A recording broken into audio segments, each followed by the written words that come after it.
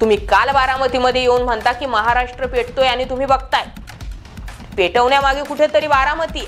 या सगळ्या गोष्टींवरती बोलताना दुसऱ्या दिवशी येऊन म्हणता नाही हा विषय फक्त पवार सोडवू शकतात, हे मुद्दे जे आहेत ते पटणारे नाहीत। त्यामुळे भुजबळांनी जो केलेला प्रयोग होता, तो प्रयोग जो डाव होता तो त्यांच्यावरच उलटला, तो उलटू शकतो याचा अंदाज सुद्धा अजित पवारांनाच होता।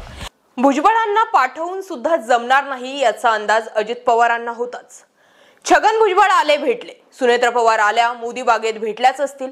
दिलीप वळसे पाटील मागे त्यांनी पवारांवरती टीका केली, लागलीच दुसऱ्या दिवशी माफी मागितली। अजित पवार म्हटले वय वर्ष 83 झाले, आशीर्वाद द्या। लोकसभा निवडणूक झाली, शेवटी लोकांना आवडत नाही चुटकी करून बोलणं, असं म्हणत पवारांच्या वाट्याला जाण्यात अर्थ नाही, हे स्टेटमेंट अजित पवारांनी केलं। या सगळ्या राजकीय गदारोळात आजही शरद पवारच आहेत जे गुगली टाकून महाराष्ट्रात एक दिवस तरी त्या मुद्द्याची चर्चा घडवून आणतात। छगन भुजबळ पवारांना भेटले आणि तेच का भेटले इथून प्रश्न तयार झाला। त्यांना भेटायला जा असं सांगणाऱ्यांमध्ये फडणवीस होते, अजित पवार होते की मग एकनाथ शिंदे होते, हा प्रश्न पडद्यामागचा असला तरी पडद्यासमोर घडलेली घडामोड ही खूप मोठी आहे। भुजबळ आणि पवार भेटीमागचं कारण सांगत आहेत, ते कारण म्हणजे फक्त बातम्यांची हेडलाईन। आतला विषय काय असू शकतो आणि भुजबळांच्या भेटीमागचे कोणती 5 कारणे असू शकतात हे आधी समजून घेऊयात। सुरुवात करूयात 5 मुद्द्यांपासून। 1. मराठा आंदोलन 1 वर्षांपासून सुरू असताना भुजबळ यांना आत्ताच पवारांना भेटावंसं का वाटलं? मुद्दा नंबर 2.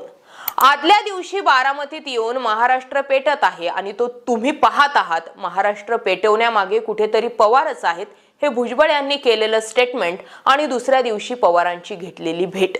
3रं कारण, ओबीसी आणि मराठा आंदोलन वाद जेवढा थांबवण्याचा प्रयत्न केला जातोय तो तेवढाच वाढतोय, आता हा विषय मिटवणं सरकारच्या जीवावर आलंय।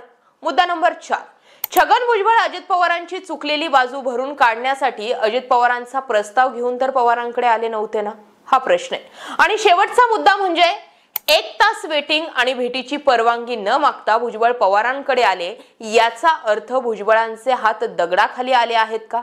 अशा या 5 प्रश्नांमुळे भुजबळ आणि शरद पवार यांच्या भेटीवर चर्चा करणं गरजेचं बनतं। शरद पवार आणि भुजबळ भेटीमागचा जो विषय सांगतात तो मान्य करून जरी चाललो तरी सुद्धा सुनेत्रा पवार या 1.5 तास मोदी बागेत असताना त्याच ठिकाणी शरद पवार, सुप्रिया सुळे कशा होत्या? आणि जर होत्याच तर मग सुनेत्रा पवार आणि शरद पवार यांच्यात काही चर्चा झाली नसेल का, हा प्रश्न उरतोच। सोबतच आत्ताच या भेटी का होत आहेत हे समजून घेण्यासाठी अजित पवारांचे महायुतीतील करंट स्टेटस समजून घेणं गरजेचं आहे। बंडखोरी झाल्यानंतर, अजित पवार यांनी आमदार फोडल्यानंतर, मंत्रिमंडळ विस्तार झाल्यानंतर, लोकसभा निवडणुका झाल्यानंतर, विधान परिषदा निवडणुका झाल्यानंतर आत्ताच अजित पवारांकडे गेलेले बडे मंत्री किंवा अजित पवार यांच्या पत्नी सुनेत्रा पवार पवारांना का भेटतात? अजित पवार यांना महायुतीमध्ये दिली जात असलेली वागणूक किंवा त्यांना महायुतीतून बाहेर काढण्याच्या सुरू असलेल्या हालचाली, शिखर बँक घोटाळा प्रकरणी पुन्हा अजित पवार यांची सुरू झालेली चौकशी, हे सर्व मुद्दे हेच सांगतात की अजित पवार यांना पुन्हा महायुतीतून बाहेर पडायचंय, त्यांनी बाहेर पडावं यासाठी त्यांच्यावर आता भाजप नेते सुद्धा दबाव टाकताना दिसतात। जास्तच खुमखुमी असेल तर दिल्लीशी बोला, इथे काय बोलताय या शब्दात भाजपमधील बडे नेते नसलेले प्रवीण दरेकर सुद्धा आता अजित पवारांवर बोलू लागलेत। देशाला मोदींशिवाय पर्याय नाही असे सांगणारे अजित पवार आपण लोकसभेला कुठे आणि कसे गणलो याबाबत बोलायला लागलेत। निलेश लंके यांना पाडण्याची भाषा करणारे आता लंकेंना विखेंनी त्रास दिला म्हणून लंके पक्ष सोडून गेले, अशा भाषेत अजित पवारांची भाषा नरमायला लागली। माडा निसटला नसता पण आम्हाला ती सीट सोडली नाही म्हणून धैर्यशील मोहिते पाटील तिकडे गेले, हे अजित पवार लोकसभा आणि विधान परिषद निवडणूक झाल्यानंतर बोलायला लागले। विचार जर केला तर अजित पवार बोलत असताना देवेंद्र फडणवीस सुद्धा बाजू सांभाळून घेत नाहीत। सध्याच्या डेटला फडणवीस भाजपच्या हायकमांडच्या नजरेतून मागे पडलेत आणि जे काही चालतंय ते फक्त एकनाथ शिंदे यांचं। याआधी जर महायुतीत काही घडलं तर फडणवीस बाजू सावरून घेत होते, परंतु आता तसं होत नाहीये। या सगळ्या गोष्टी जर लक्षात घेतल्या तर या गोष्टी सर्वसामान्य लोकांच्या लक्षात येतात म्हटल्यानंतर पवारांच्या लक्षात तर कधीच आलं असेल। परंतु आतली बातमी अशी ऐकायला भेटते की अजित पवारांनी घर वापसी केली तर त्यांना पुन्हा कुटुंबामध्ये, घरामध्ये, मनामध्ये ती जागा असेल, परंतु राजकारणामध्ये ती जागा नसेल। कारण आता बरंच पुलाखालून पाणी वाहून गेलंय। टोकाची टीका टिप्पणी झाली. अशात आता अजित पवारांना पुन्हा शरद पवारांच्या नेतृत्वात काम करायचं म्हटल्यावर शरद पवारांवर केलेल्या टीकेला पुन्हा कसं सावरणार यावर विचार करावा लागेल. जनतेला काय उत्तर देणार यावर बोलावं लागेल. आणि त्यामुळे सध्याची परिस्थिती बघता भुजबळ ज्येष्ठ नेते म्हणून पुढाकार घेऊन शरद पवारांना कन्व्हिन्स करण्याचा प्रयत्न करत असल्याचं बोललं जातंय.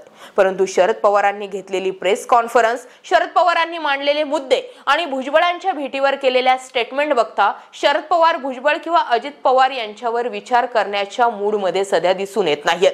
भुजबळ यांच्या भेटीनंतर शरद पवारांनी पहिलं स्टेटमेंट केलं, तुम्ही निर्णय घेतलेला, तुम्ही सोडून गेलेले आहात, आता तुम्ही तुमचं पहा. आणि राहिला विषय ओबीसी आणि मराठा आरक्षणाचा, तर त्यावर सुद्धा भुजबळांची दोन्ही भाषणं छान झाली. त्याआधी ते बीडला गेले, बारामतीतही चांगली भाषणं केली. दोन्ही भाषणात माझ्याबद्दल आस्था आणि कौतुक व्यक्त केलं. त्यानंतर ते मला भेटायला आले. मला ताप होता, मी 2 दिवस सुट्टी काढली. मला सांगितलं भुजबळ साहेब आलेत. मला सांगितलं ते 1 तासांपासून आलेत, जायचं नाही म्हणतायत.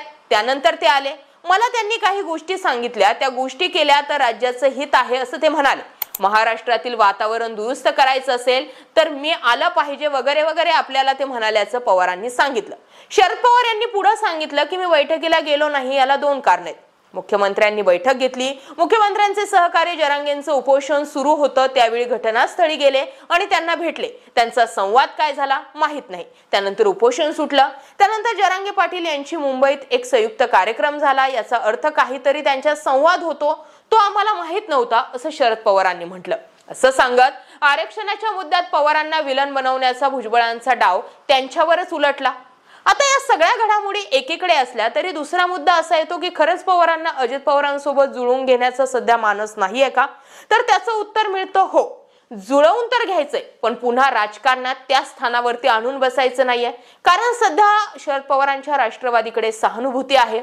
कधी अपेक्षित नव्हते इतक्या लोकसभेला जागा मिळालेल्या आहेत. विधानसभेला सुद्धा लोक तुतारी करतात. आता तर निवडणूक आयोगाकडून फायनली तुतारी हे चिन्ह सुद्धा घेतलंय. म्हणजे सुप्रीम कोर्टातील चिन्ह पक्षाचा लढा संपवलाय. आणि मग जर असं पुन्हा अजित पवारांना पक्षात घेतलं तर मग जेवढं केलं त्यावरती पाणी फिरतंय. या सगळ्या गोष्टी लक्षात घेता भुजबळांनी पवारांना भेटल्यानंतर जी गुगली टाकली की आपण मराठा आणि ओबीसी आरक्षणाचा वाद मिटवावा, त्यांनी मध्यस्थी करावी, ते जाणकार आहेत वगैरे वगैरे, हे जे काही स्टेटमेंट केले ते शून्य ठरतात. त्याला कारण म्हणजे ओबीसी आणि मराठा हा वाद जो आहे तो गेल्या वर्षभरापासून सुरू आहे. तुम्ही काल बारामतीमध्ये येऊन म्हणता की महाराष्ट्र पेटतोय आणि तुम्ही बघताय पेटवण्यामागे कुठेतरी बारामती आहे. या सगळ्या गोष्टींवरती बोलताना दुसऱ्या दिवशी येऊन म्हणता नाही हा विषय फक्त पवार सोडवू शकतात. हे मुद्दे जे आहेत ते पटणारे नाहीत.